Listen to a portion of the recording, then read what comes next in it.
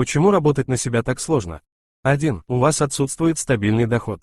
Буквально получается, что волка ноги кормят. Весь ваш доход зависит только от того, сколько вы работаете и насколько успешно вы продаете свои услуги или продукты. Провалились? Денег может не быть даже на продолжение работы.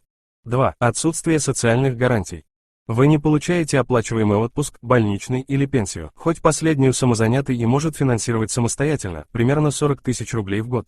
Но вот с болезнью получается еще сложнее. Если не можешь работать, то и болеть бывает просто ни на что, да и обидно за отмененные заказы. 3. Необходимость управления временем. Это только вначале кажется, что свободный график позволяет спать до 12 и вообще делать, что хочешь. Но вы должны научиться четко расставлять приоритеты и составлять расписание. Иначе это закончится или полным провалом в бизнесе, или выгоранием. Это когда человек просто не может работать вообще от усталости и депрессии. А ведь есть еще семья и хобби, их тоже нужно как-то вписать. 4. Занятия маркетингом и продажами. Когда вы будете работать на себя, вам придется постоянно продавать свой образ и свои услуги разными способами. Ведь просто создать их – это все еще не половина дела. Об этом почему-то многие не задумываются, но даже самый лучший товар не будет продан, если о нем не узнают покупатели. Представьте, что вы на двери квартиры повесили табличку «Продам шедевр» и ждете миллионов. Теоретически, да, это может случиться. Кто-то случайно к вам зайдет, но потребуются годы на сбор базы постоянных клиентов и мощное сарафанное радио.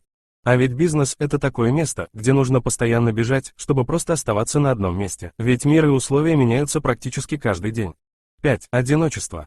Если у вас нет коллег и единомышленников, вы можете чувствовать себя одиноким. Не говоря уже о многим известном эффекте ведра с крабами. Меняя привычную жизнь или упираясь только в работу, очень легко получить даже от самых близких людей не поддержку, а самое обычное непонимание и осуждение. Пусть иногда и молчаливое. И с этим придется как-то жить и справляться.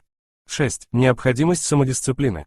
Для создания своего продукта и его продвижения вам понадобится просто гора мотивации и дисциплины. Даже когда в процессе творчества или продаж что-то не получается, идея идет не так.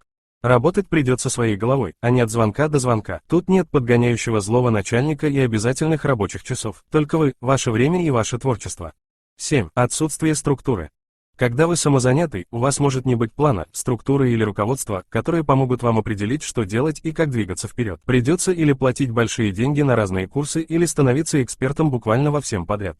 Какой товар выбрать, как его сделать аккуратно, какие материалы лучше использовать, как правильно сфотографировать или снять на видео, какой свет и фон нужны, где продавать и как продвигать, как общаться с покупателями, принимать оплату и отправлять заказы. И еще 1001 вопрос. Но в целом, работа на себя хоть и сложна, но это довольно полезный и удовлетворяющий опыт. Конечно, если вы готовы к вызовам и рискам, готовы работать над своими навыками, не стоять на месте и развиваться. Постскриптум. На самом деле, эта статья сделана при помощи 5 разных нейросетей часов за 5-6. Я создавал иллюстрации и видео, менял их, обрабатывал и никогда еще не чувствовал себя таким свободным. Это счастье для человека, который не умеет рисовать от слова совсем. Кстати, основные тезисы статьи тоже были сгенерированы нейросетью. Но вот текст уже мой. Если вам будет интересно, расскажу об этом подробнее в следующей статье.